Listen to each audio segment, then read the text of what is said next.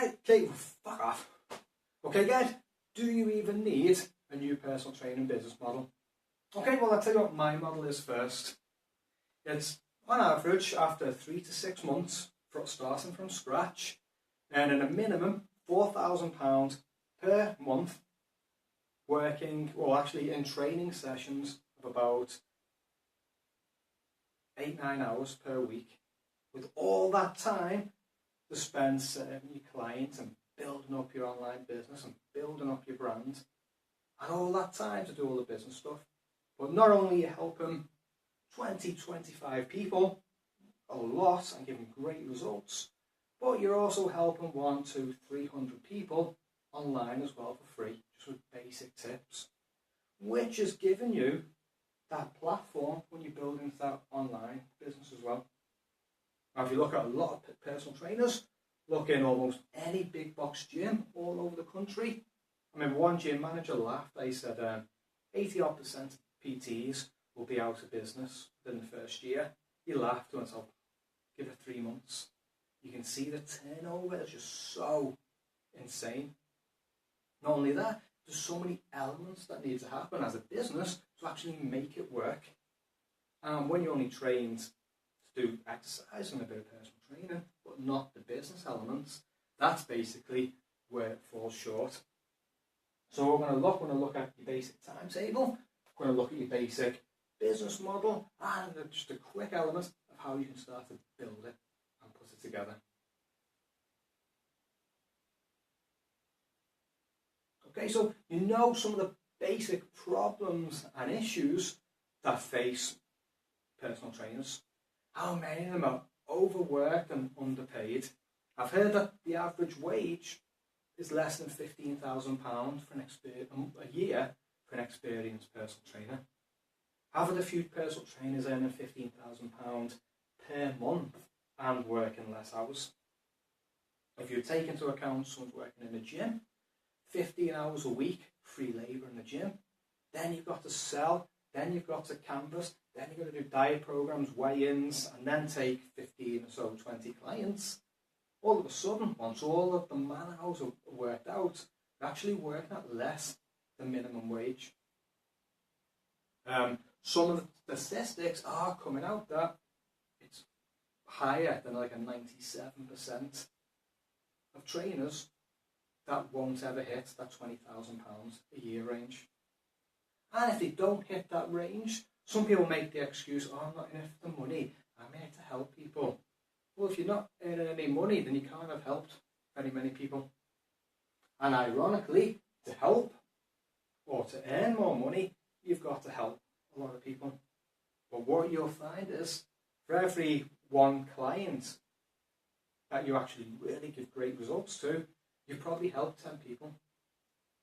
But for each of those one clients, not only have you helped 10 people, but you've also given great tips and guidance to 100 people using the online world for free. That's what brings you in more people. So essentially, the more money you earn, it's a nice little truth bomb there, the more people you've helped. You give the value of tips, guidance and results, and then people exchange that value in terms of money.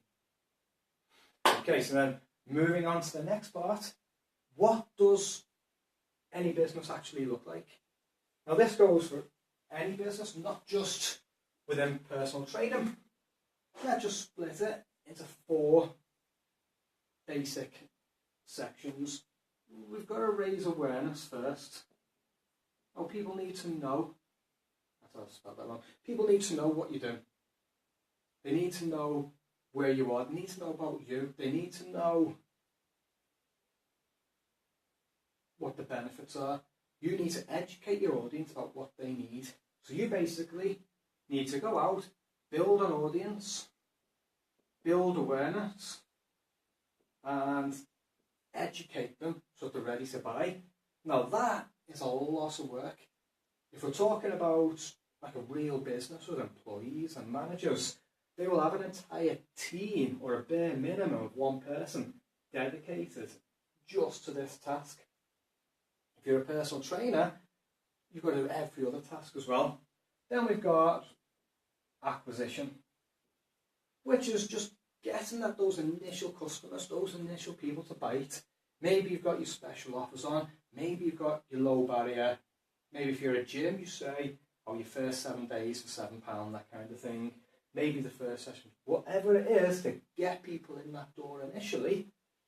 So just put door. Just get people 1 foot in the door. Again, in most businesses, that is an entire department. That's the marketing department. That's not even a department. It's how many people are involved in that process. You've got the marketing. You've got the sales department. You've got the guys making the online web funnels. But that goes hand in hand with both of these. And then you've got your main customers or your main clients. One, you've got to sell that.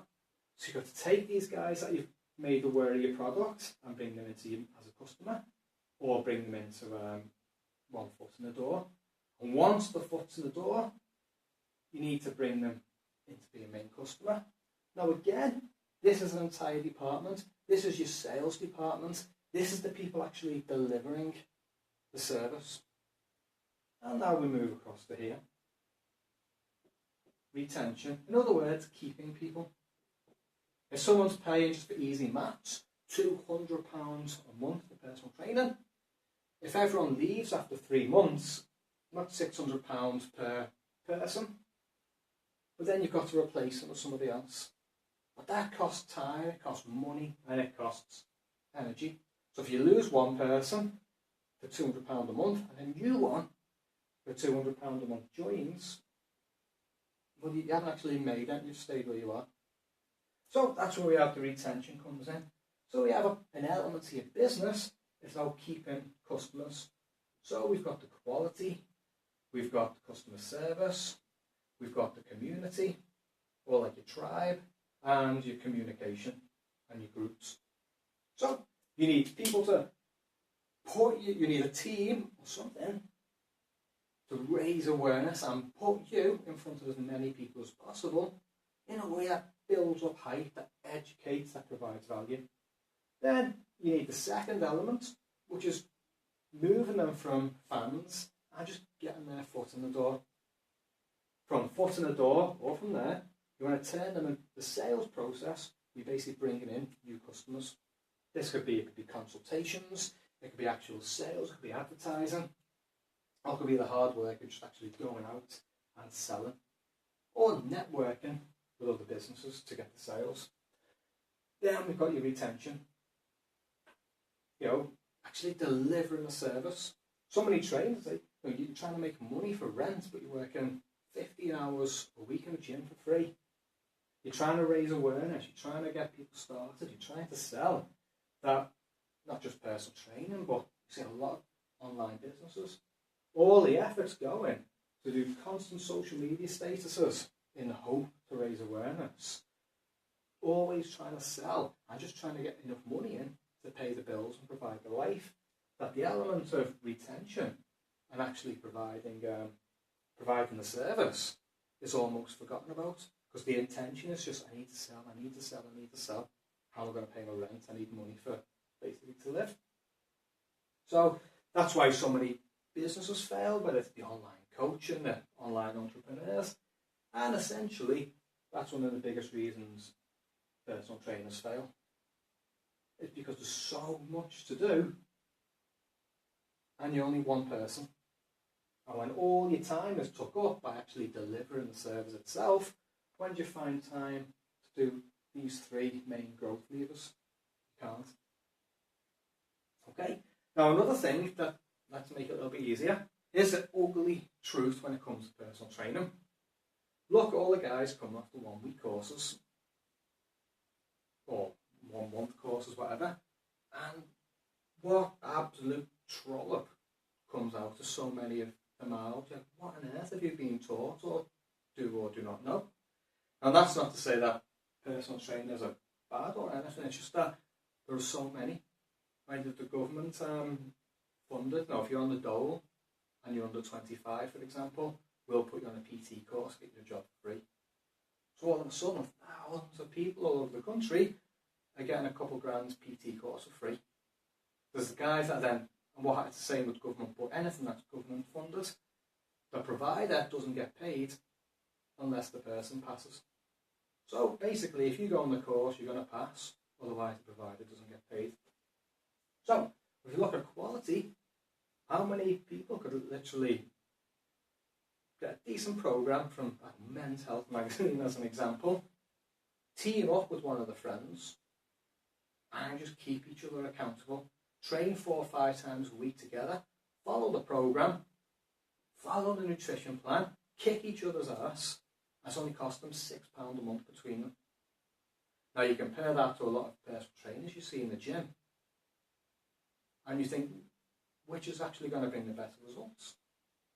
Now that's not to say that, like obviously criticising people's ability as a trainer, but basically people work hard, stay accountable, and push themselves and get the results. Okay, so now let's look at your timetable. So disappear off the camera a bit. So, as you see in the red, that's your hotspot time. Then we've got a little bit quieter. So what time of the day is optimal? We've got 6 till 7, 7 till 8, 8 till 9. Between 6 and 8 a.m, that's your hotspot in the morning. Then it dies off, people are more commuting to work. Then you've got 9 till 10. This is like your months after the school run. You get a nice little spot at lunchtime, where it's dead before lunch and it's dead after lunch. 4 till 5. It depends. If you're in the city centre, it can be busy because people are flexi, they finish early, but will tend to be quite dead. But you might get the mums after school. 5 till 6, starts to warm up, starts to get a little bit busier. 6 till 7 will be chocker, and 7 till 8 is still hot but starts to cool down a bit. You still get it, still prime time. Now here's one of the things of the PT. If you've got to, let's look again. So there's your 4 growth levers. What have you got to do? You've got to train clients. You've got 20 clients, or even 15 clients. There's 20 hours work. Some will be on twice a week, some once. It's at least 20 hours work. Add that to your 15 hours a week you're doing for free in the gym. You're now on 35 hours a week. Okay, we're all canvassing and networking and actually going out to do the sales and get people in the door. We're out raising awareness. That's hard when you're working 35 hours a week already. What about your sales calls? What about your consultations? What about, I don't agree with this, but if you offer free sessions, you still wouldn't have the time. What about weigh-ins? What about rescheduling when clients? I've seen a trainer once, 45 minutes on the phone and texting back and forth between clients because he's desperate to get the money in that week.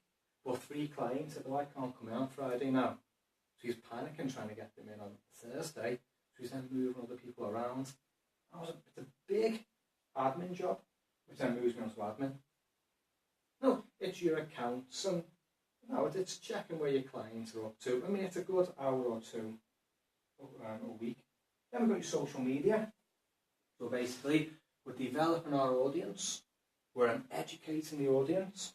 So you're writing blog posts, YouTube videos, Instagram stories, Facebook posts, all the rest of it. But you've already got an hour or 2 of admin, all the rescheduling, your weigh-in sales calls, and you've got your 35 hours a week in the gym. I come in one day, great, I want to train with you 3 times a week, I'll give you £300, whatever you're charging. Oh, sorry, you can't because I've already got someone in on those days. All right, I'll go somewhere else then. And then you get really pissed off because you've had to turn me away. And then the people that are doing those slots anyway, instead of either cancel or go, we need to go into that. You've got your blogging as well. That takes time. Just 1 or 2 basic blogs a week will help you raise awareness, especially if you want to start taking your business online as well. Then you've got to write your programs.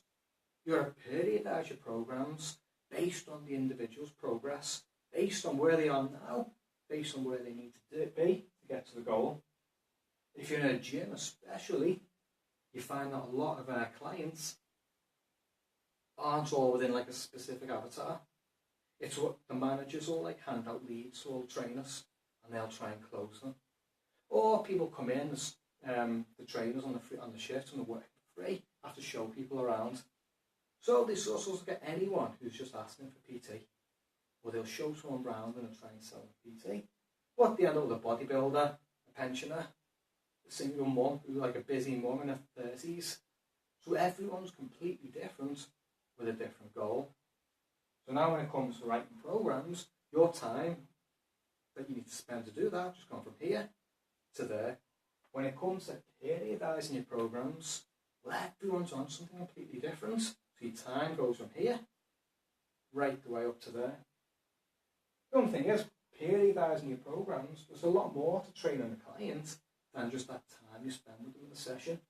You've got all the community you build with them. You've got the answering all the questions, the guidance, the support, and the periodising the program. But if you look at this, for basic 15, 20 clients, add in your free shifts, your admin, you haven't even left to forget social media. We've gone over 40 hours a week.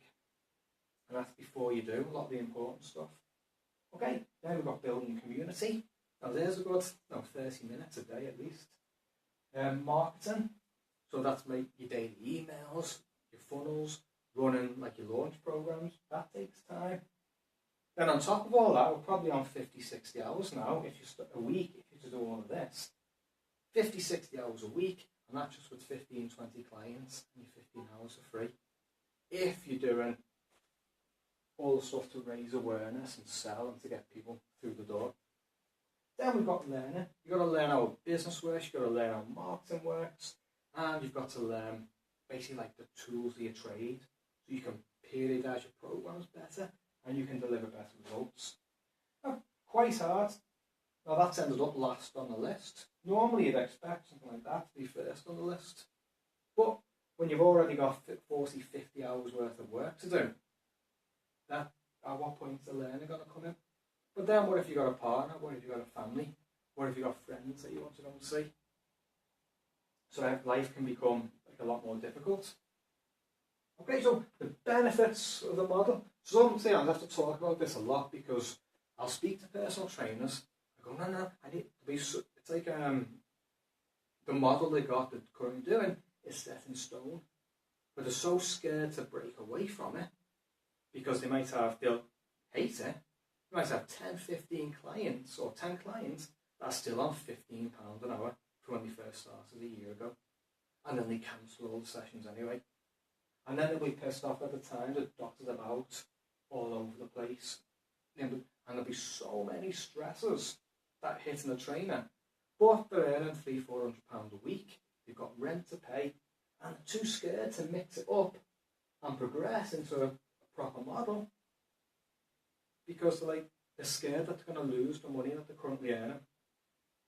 And then I wouldn't even want people to transition to this model, because unless I knew that person was basically hard working enough that they could transition and go and do it. So that's why I said, well, some guys, what we do, we keep them on the personal training model that's not working. But what we do, if you watch the bootcamp video, we move them to set up a bootcamp or a bit of a hybrid version, which can then pull in that extra 2k a month with a little bit less or a lot less work, which will then enable them to start making changes and transition to a lot more optimal personal training model. Okay, so benefits we're going to do. I've had personal trainers run this model, and it kind of works like this. They have 5 p.m. session. Then the second session, 5:45. Then maybe they have a break, and then they'd have third session at 7 p.m. on a Monday. Then they do a fourth one, 6 p.m. Tuesday, 7 p.m. Tuesday. Oh shit, that should be 5. Then they have 6, 7,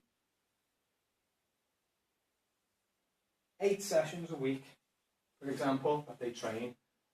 5, 5:45, 7 on Tuesday, 6 p.m, 7 p.m. on Wednesday, 6 p.m, 7 p.m, and Thursday, 7 p.m. As things get a little bit busier, you can add 6 p.m. on a Friday after work, So that's our ninth session. And then a 10th session, if you want, you could run, say, 7 p.m. on a Thursday. Each session at, say, 70-80% capacity brings in about £150 an hour. But we sort of do 45-minute sessions. You don't need 10. You need to start with the timetable in. You don't say to clients, just come in whenever you want, and when are you free? No, you're the authority. You're the expert. You're not like the other traders that just take anyone that throws money at them. You're the expert. You're the authority. You're the one that's built this program. You're the person that's got the results. You're the person that's putting it all together. You structure the program. You periodise it. You don't just train willy-nilly. And you schedule in these sessions. You'd start off by scheduling maybe 5 sessions a week, then a 6, then a 7, then an 8. And let's literally just flip to this. This is how it's going to work.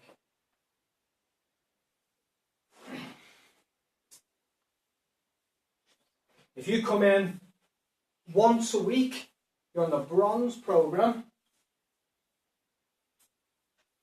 And the bronze program is £175 per month, which works out about £43 per session. Before you start thinking, oh, that's crazy, especially for group PT, I've run this model time over time and time over again in the past, all over the country. I've run this model at £43 a session on average. In a gym with 21, 22 other PTs who are all secretly undercutting each other, going £15, £20 a session. And yet the trainers running this program had a waiting list. The trainers running this program were the most busy.